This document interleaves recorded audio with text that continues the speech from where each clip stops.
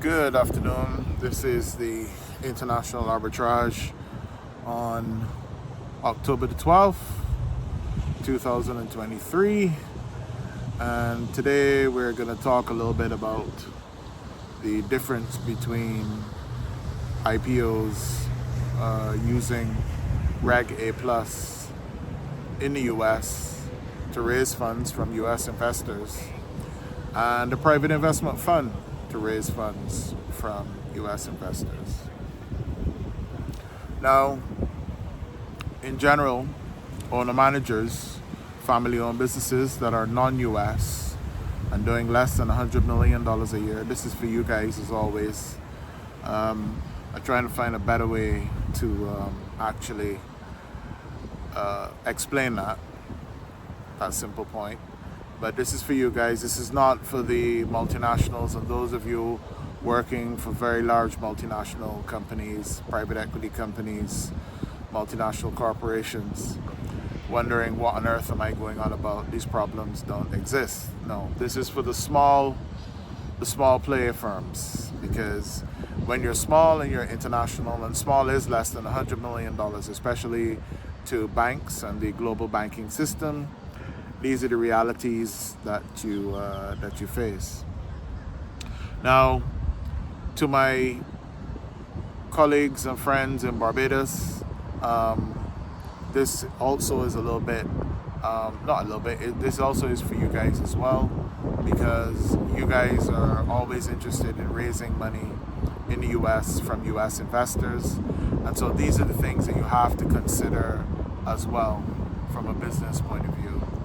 So the first thing that we have to take into account in considering the difference between an IPO using Reg A plus. So if you're raising money from US investors and you're doing it via Reg A plus, you're going to have to set up a US company, and you are going to have a substantial part of your business in the US, and you're going to have to consult with a US securities lawyer directly on that point.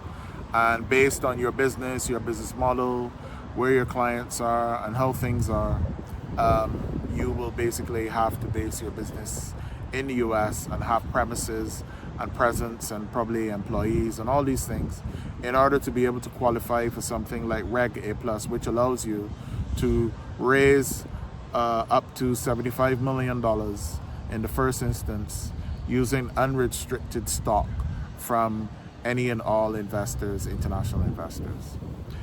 And so for the owner manager, who is an international firm, a non-US firm,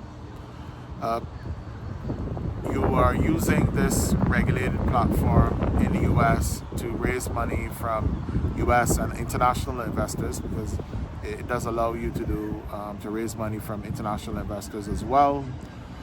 But when you when you are running an owner-managed firm, a family-owned business, and you do something like you do a listing, you're going to have governance mechanisms. You're going to have independent directors. There are also other things that could be an issue for you. Like, there are such things as hostile takeovers. Hostile takeovers occur when your stock is freely available, listed, and available. There are also things like short selling. Your company could be open to short selling. The private market is growing at the rate of knots rapidly. It's expanding, and this is why the SEC has dropped the new private fund advisor rules, because the private market in particular, has expanded extensively. And so these are things that you will need to take into account. Are you ready to deal with things? And I am not here saying that Reg A plus is not ideal to do a listing in the US. And of course, a Reg A plus does not cost as much to do as a full public listing, but it does, there are significant costs. So you're not going to do something like this if you're not ready, because there's significant advisory costs to prepare to do a Regulation A plus. And also you're going to have to pay for marketing, and as we've said before in other videos, that the marketing costs are upwards of 50 grand to 150 grand, maybe even more, to market your offering not only to institutions and investors, but all over. So the bottom line here, I guess what I'm trying to say with regards to Reg A Plus is that owner managers and family owned businesses, Reg A Plus is maybe something that you might want to work towards, or in the first instance you have to make sure that you're ready for it, that the time is right. And so it's gonna occur anyway, in that you're gonna have to consider setting up in the US, and many, I've come across many family-owned businesses setting up shop in the US because the export platform from where we are, which is basically Miami, is absolutely excellent for small manufacturers to export and import. The Miami ports are absolutely brilliant, and the platform that they have is absolutely fantastic for business as well.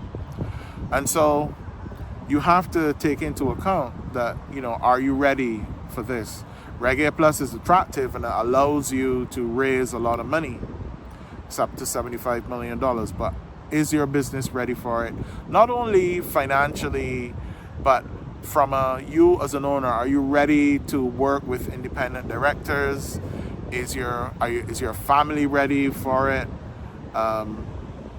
Owner managers and families need to consider the children. Are your children of the right age where, say for instance, they can be involved? So is it the right time for you and your family? Prior to so smaller families considering setting up in the US and raising funds in the US can then consider Reg CF, which is regulated crowdfunding. Regulated crowdfunding is you're raising funds on a regulated platform. I know a number of very good regulated crowdfunding platforms that are also broker-dealers and transfer agents. And they also have alternative trading systems, which means that after the shares are issued, persons can exchange or trade those shares on a platform. But the regulations on these platforms are still emerging. Right now, a lot of alternative trading platforms are restricted to accredited investors. I haven't yet come across a regulated platform that allows non-accredited investors to trade securities that have been issued via regulated crowdfunding. But that doesn't mean that there aren't any, or someone hasn't figured out the regulatory path to be able to offer that. So that's something that I need to look into. But regulated Reg CF enables you to raise up to $5 million, and you set up a company in the US to do this. And if we slip into a little bit of international tax, if you're from Barbados and you're a Barbados business person, having a subsidiary in the US is there's a vast array of tax planning initiatives and things that you can do to very tax efficiently run a business in the US. Barbadian citizens we are actually in very good position, because not only does Barbados have a double tax treaty with the United States, but because of the way the Barbados tax system works and the way the US tax system works in relation to international businesses, Barbadian persons will have no problem setting up companies in the US and operating them extremely tax efficiently. Actually, much more tax efficiently than US persons can. There's you could almost even say that really we in Barbados should be very busy operating companies in the US, because we can do so way more tax efficiently than US citizens actually can, because of course US citizens are subject to US taxation and all the complexity that goes along with that. So their costs in terms of achieving tax efficiency are a lot higher. Finally, coming back to owner managers, the alternative option therefore is to consider setting up an international private investment fund in order to raise money from US investors. And as we've said in other videos, due to the new private fund advisor rules in the United States issued by the SEC some 4 weeks now ago, the investor protection that US investors expect and will be accustomed to and will have has greatly increased. I will make a few more videos about these rules as I read them and go through them in detail. But essentially, an international business, non-US business that is raising from US investors and is not planning to base the business in the US, the actually operational business in the US, because if you're doing an oil and gas field in Nigeria or in Peru or something like that, then of course you can't move that business to the US. But there are a lot of things that you can do to give US investors comfort or satisfy the requirement for levels of investor protection. And that would be ideas like setting up a captive insurance company. You can set up a captive insurance company in the US, or you can set up one outside of the US but have it subject to tax in the US. That captive insurance company could custody its assets and its cash in the US. Some of the shares of the captive insurance company could be issued to some of your largest shareholders, some of your largest investors. Alternatively, you can pay the key employees of the operational company, could be set up bank accounts and be paid in the US so that they have money structures and or arrangements in the US. Also, we could have a situation where you could set up an employee benefits trust for the employees of the structure, and that employee benefit trust would contain all of the benefits and the long-term benefits and the provisions for long-term benefits for the operators and employees of the company. Those funds could also be custodied and held in the US. The fund itself could use a US private bank or a US regulated financial institution to custody assets there. Some funds can be set up, some private investment funds can be set up as revocable trusts. If you're dealing with US investors, you could use a revocable trust as the private investment fund, because a revocable trust, of course, is subject to the law of equity, which is the most powerful property law in the United States and in common law jurisdictions. And then that means you could appoint a US regulated financial institution as a co-trustee of the revocable trust. Alternatively, you can also register, if you are dealing with a fund manager outside, you've set up a fund management company outside of the US, you could register that fund management company in the US with the state. If you're not raising more than $150 million, you probably might find it difficult to register with the SEC. And so therefore, remember, the exemptions, being exempt from SEC regulation may help US hedge fund managers, US managers that are based in the US and are dealing with investments and businesses that are based in the US. But if you are a non-US business person and a non-US business and you're raising money from US investors, the exemption from SEC regulations does not help you one bit. So you can also register your fund management company, your non-US fund management company, with the regulators in the US, thereby giving the US investors, they can see that they have some access to some recourse to the US legal system if there's any potential issues with the fund and the fund manager's actions and operations, and action has to be taken on their part.